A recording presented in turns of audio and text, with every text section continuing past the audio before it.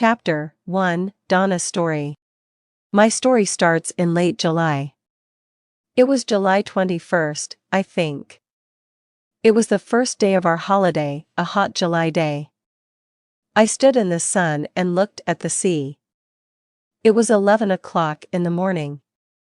I was on the boat at Portsmouth with my mother and father and my sister, Louise.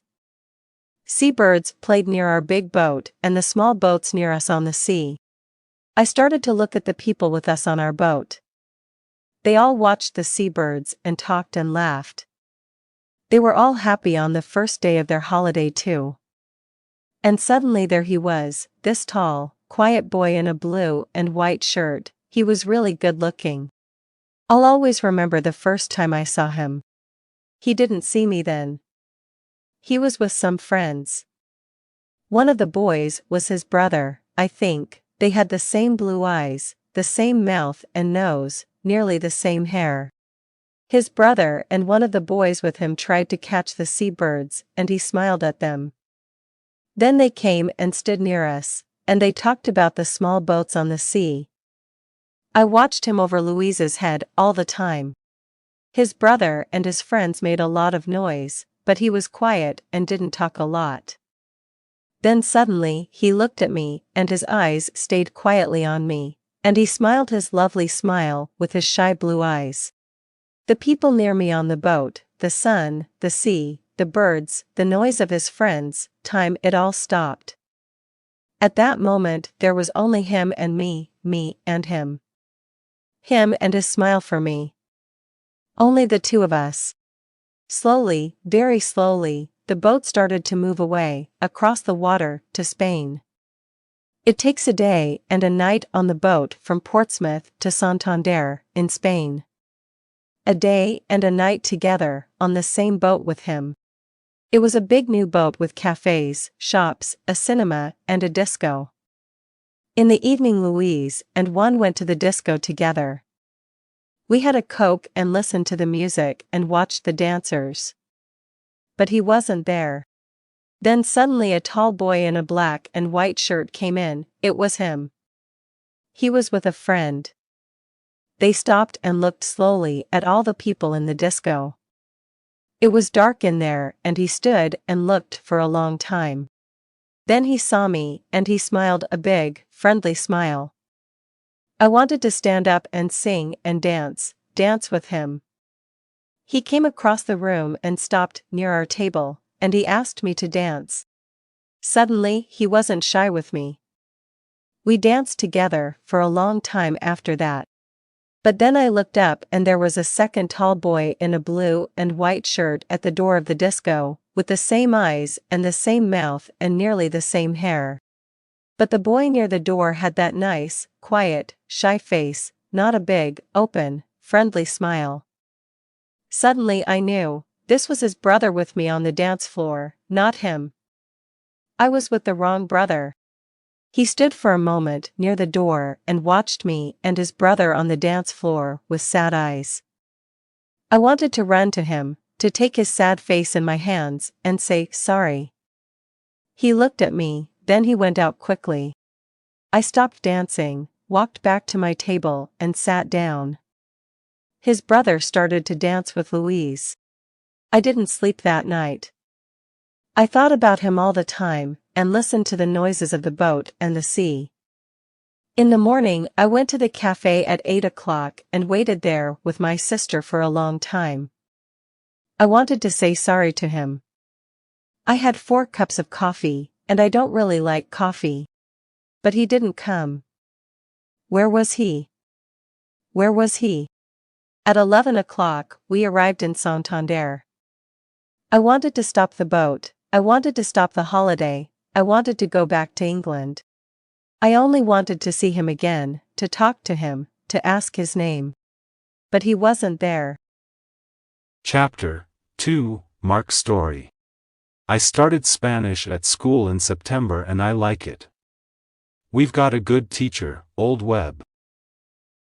Mr. Webb, not Old Webb.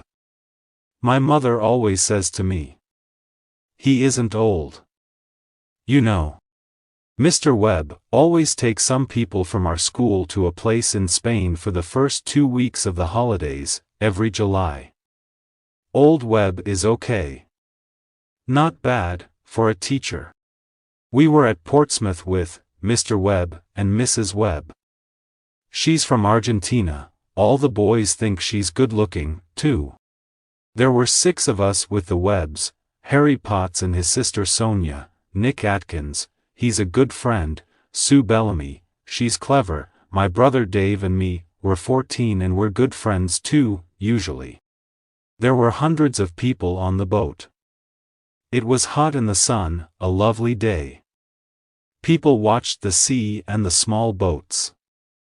I liked being in the sun and thinking about the 2 weeks holiday in Spain. Old Webb started one of his stories about Argentina, but I didn't listen. I started to look at the people. And this girl was there, near me, a really good-looking girl with nice brown eyes and black hair. I'm really shy and I'm not very good with girls. I didn't talk to her then, but I watched her with her sister and her mother and father.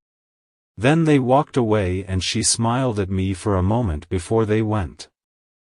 My brother Dave saw her, and he laughed quietly at my red face. I wanted to see her again, perhaps in the cafe at lunchtime, or perhaps in the cinema in the afternoon. But she wasn't there and I don't remember the film. In the evening we had a drink with Old Webb and lovely Lucrezia, that's our name for Mrs. Webb. After that Dave and Harry went to the disco. They wanted to meet some girls. I don't like dancing, but I went to the disco later. I wanted to see her again, the lovely girl with the dancing brown eyes and the nice smile. It was dark in the disco, and I stood near the door and watched the dancers. Then I saw her on the dance floor and she was with Dave. With my brother, Dave. She smiled at him, too, a lovely smile. I didn't want to watch, I walked out. I went and looked at the sea and thought about things quietly. I thought about her and Dave. I was up early in the morning, before 6 o'clock. I went out again and watched the early morning sun and the sea. There was only one old man and the sea birds there with me. The old man smiled at me, but we didn't talk. I liked being quiet. I went in and had a coffee in the cafe, but I didn't want to eat. All the time I wanted to see her. I wanted her to walk into the cafe and come across to my table and sit down with me and tell me her name and talk to me. But she didn't come. I waited and waited, but she didn't come. At 8 o'clock I went to find Nick and Dave. Dave was very quiet all day, and he was really nice to me. And I didn't see her again before we arrived in Santander at 11. She wasn't there. Chapter 3: The Town Story. Cumulus is a small town. 50 kilometers from Santander. Near the sea. In the town there are quiet streets of old buildings and there is a small square. There are small shops and cafes, with tables and chairs in the square, under the trees. A lot of people from Madrid come to Cumulus for their holidays, and a lot of people from England stay in the town too. In the evenings, in June and July and August, people like to walk in the streets of Cumulus. They stop in the square and stand and talk together. Their children play together. Some people sit at the cafe tables, and have a drink and watch, the children or read their newspapers or talk. It was disco night. In Cumulus on the evening, after the boat arrived in Santander from Portsmouth. There were a lot of people in the square. Spanish people from Cumulus and Madrid. But families from England and France and Germany and Holland too. Some of the English families from the boat were there now, in Cumulus for a night or two. Donna was there, with her family. At a table under some trees. Her eyes were on the dancers. But she didn't see them. The music was in her ears. But she didn't hear it. She didn't want to look. Or listen or dance. She didn't want to be there. She only wanted to see the lovely, shy boy from the boat, perhaps to dance with him. First, Mr. and Mrs. Webb wanted to go to a little place near the beach, where they always had good fish. They wanted to have a good time on their first evening in Spain. And later there was the disco in the square at Cumulus. Mark didn't want to go. He didn't want to eat, or dance, or talk and laugh. He wanted to sit quietly and think about the good-looking girl on the boat. Where was she now? But Dave, and Harry, and Nick, and Sue, all wanted him to go. Later, that evening, he walked into the square at Cumulus with his friends. They found a table at one of the cafes. And they all sat down.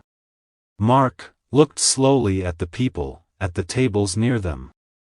Donna looked sadly at the people dancing and standing in the square, then their eyes met. Time stopped. He was here. She was here. He smiled at her. With his nice blue eyes. She smiled back at him. With her dark brown eyes. Suddenly he wasn't shy. He stood up and started to walk across to her. She was on her feet. Their hands met. She wanted to dance now. Only with him. The others watched and smiled. They all knew. And Dave? Dave watched. And smiled happily.